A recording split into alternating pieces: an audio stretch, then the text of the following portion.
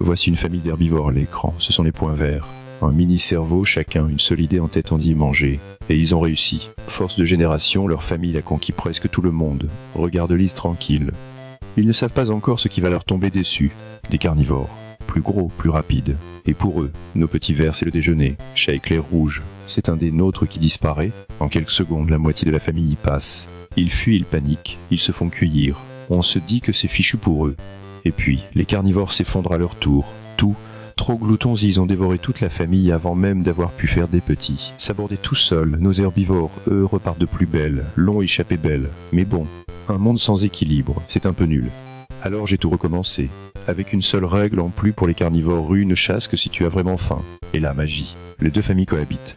Les herbivores montent, les carnivores suivants, les herbivores redescendants, un vrai balancement. Et surtout, regarde bien les carnivores.